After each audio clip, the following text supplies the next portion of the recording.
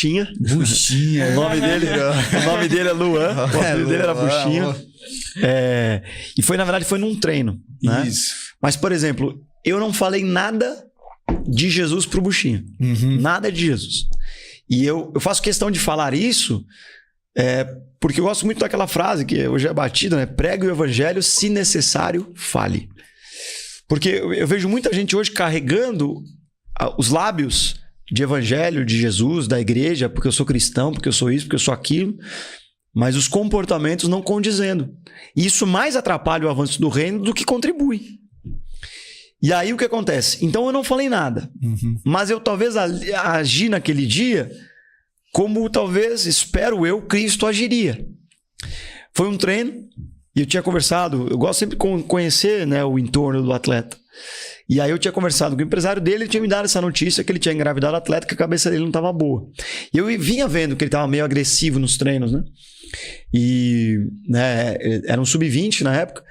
E aí acontece que ele dá uma entrada num jogador que questiona ele dá um bico na bola para longe e sai correndo para dentro do vestiário. Eu largo o treino e saio correndo para dentro do vestiário e dou um grito pro meu preparador físico e falo, eu chamava Eduardo, o preparador físico, falo assim, o apelido era Foca. Falei, Foca, eu falo assim, pode tocar o treino que eu vou ficar aqui com o Buchinha. Aí entra no vestiário e fala assim, e aí o Buchinha tava bravo assim, sentado. Falei, o que tá acontecendo, Buchinha? Ele não falou comigo e tal. Eu falei assim, eu sei o que tá acontecendo, eu sei que você engravidou a sua namorada lá em Minas e você tá nervoso, você não sabe o que fazer com isso, não sabe lidar com isso. Quando eu falei isso, ele olha para mim com os olhos, eu dou um abraço nele. E aí nessa hora o Edu, que era o preparador físico, traz todo o time para dentro do vestiário, ali que era um vestiário à parte num campo, no Saco dos Limões lá em Florianópolis, e aí eu falo pro pessoal, falei, pessoal, olha, vocês não sabem, mas o Buchinha engravidou a guria, ele não tá sabendo lidar com isso, então é o seguinte, o treino não tem sentido se ele não voltar para lá. Falei, Buchinha, se você não voltar pro treino, eu não volto, eu vou ficar aqui contigo, então pode tocar o treino lá. Os caras, pô, sério, Buchinha, sério, aí vieram dar um abraço nele e tudo, né, foi um vestiário assim, muito legal. O Buchinha voltou pro treino, e eu vi que depois desse episódio, o próprio astral do grupo mudou muito, né? Então, foi essa circunstância, sabe? Eu pude amar o meu atleta, capaz de entender que ele era mais importante do que o treino, capaz de entender que naquele momento ele precisava mais do treinador com ele, ajudando ele a pensar melhor na vida dele ou outras coisas mais, ou lidar com as emoções que ele sentia, do que estar lá. E os outros atletas, ao verem isso, obviamente que também falaram, poxa, o cara se importa com o nosso colega, então ele se importa com a gente. E eu acho que isso é ser cristão. Isso é ser cristão. É você realmente praticar o amor, né? Eu acho que assim, eu tenho feito uma série num programa que a gente tem na igreja chamado Leitura Bíblica Dinâmica, né? É um outro podcast, mas cristão. E eu tenho feito uma série sobre discipulado. E eu falo que o discipulado é isso. O discipulado é o método que Jesus usa para avançar o reino dele aqui nessa terra. E aí então ele impacta 12 caras que impactam o resto do mundo, e até hoje nós estamos falando dele. E quando eu olho Cristo, eu olho um modelo a ser seguido nessa terra. Mas o modelo Cristo está muito longe. Eu não vivi no momento que ele viveu há 2000 anos. Mas ele discipulou alguém, que chegou para pessoas hoje, que eu olho como referências. Então eu acho que hoje a gente precisa disso. A gente precisa de... E discipulado para mim é isso, é tipo assim, pô...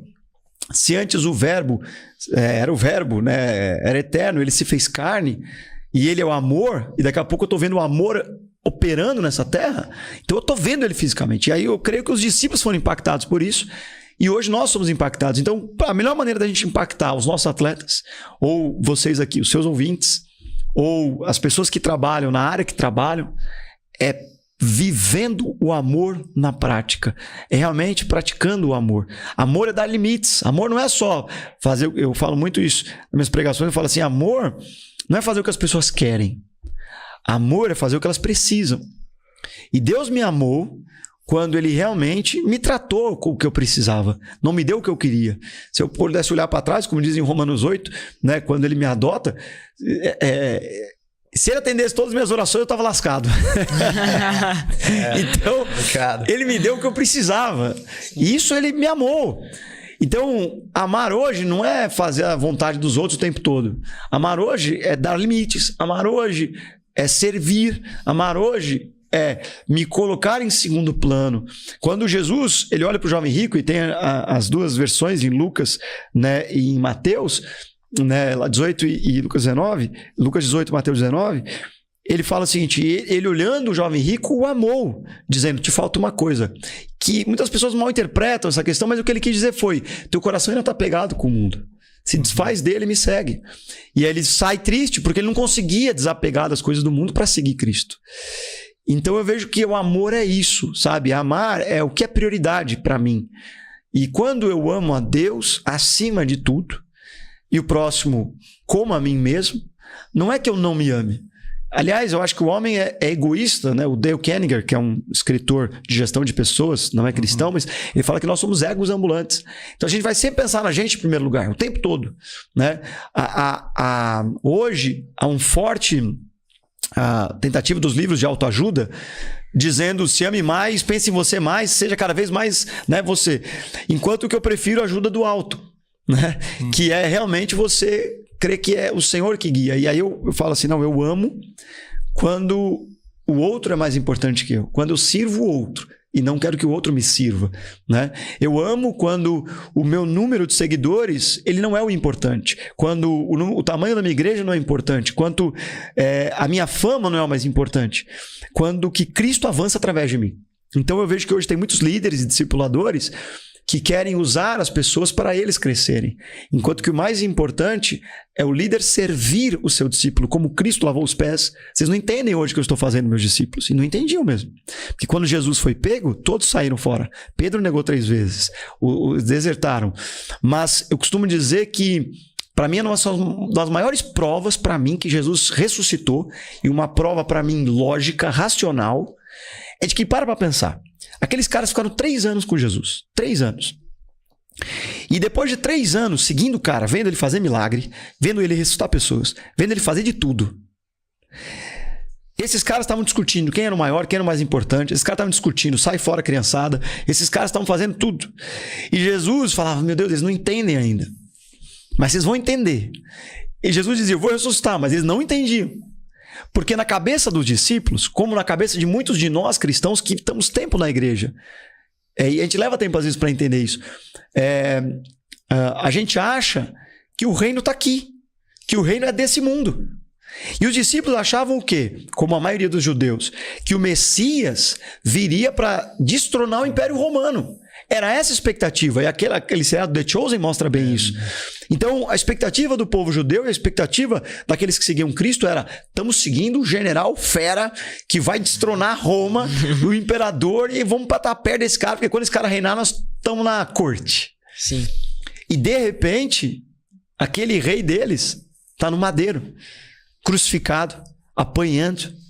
E aqueles caras fazem o quê? Vão para Emaús, sendo que Jesus tinha dito, ficai, né, até que do alto sejais revestidos, ficar em Jerusalém, negado, desertado, abandonado.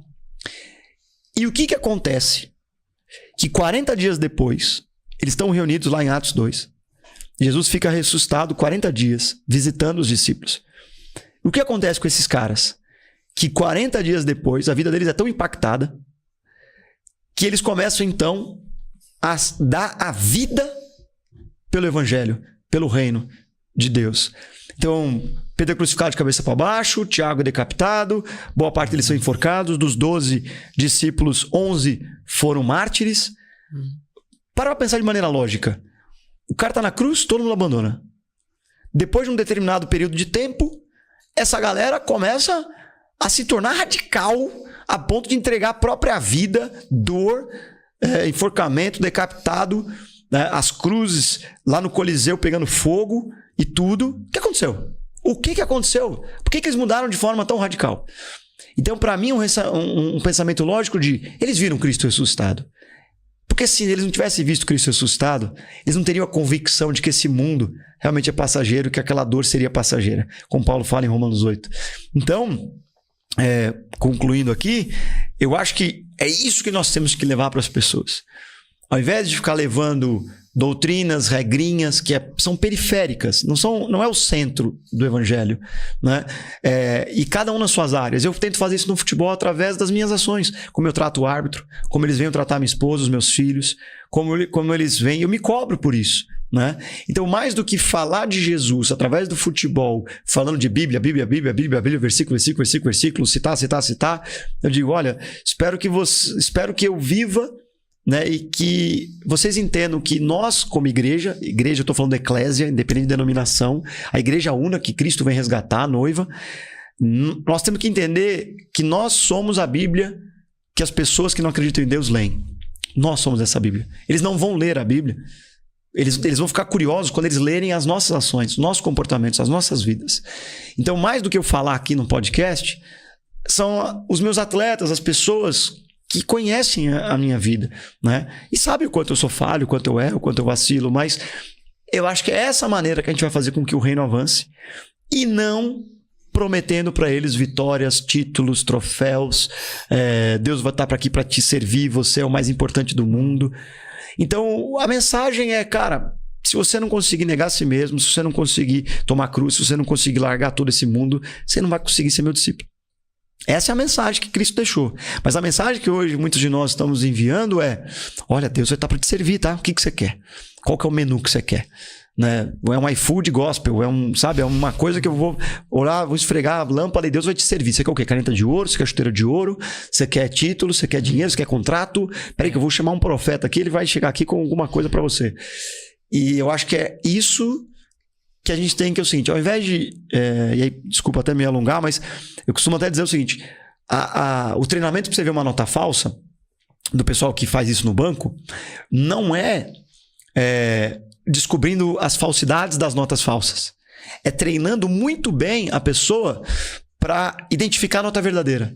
Porque quando você vira falsa, você sabe na hora. Sim. Então eu costumo dizer isso. Não gasta energia dizendo para as pessoas o que os outros estão fazendo de errado. Só gasta energia no cerne do evangelho, que é Cristo, que é o arrependimento, que são as 4 leis espirituais, que é realmente a necessidade em Cristo, o porquê que Cristo veio ao mundo e tudo mais. Porque se a gente treinar os nossos discípulos, se a gente discipular, se a gente levar o reino através das nossas ações, mais do que as nossas falas, né? Realmente o mundo vai perceber a nota verdadeira e a nota falsa.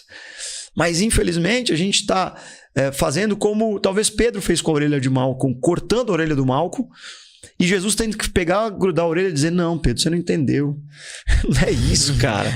Então aí são pessoas com espada, com arma, com tudo indo para brigar com o mundo, entendeu? E ao invés de levar o amor que Cristo levou, como um cordeiro silencioso na cruz, negando, mas pregando o amor através das suas ações, né? Mas também tendo palavras pesadas, né? João 6 fala, é o seguinte, pessoal, essa aqui é o reino. Pô, palavra dura Jesus está nos trazendo. Vocês querem com a multidão?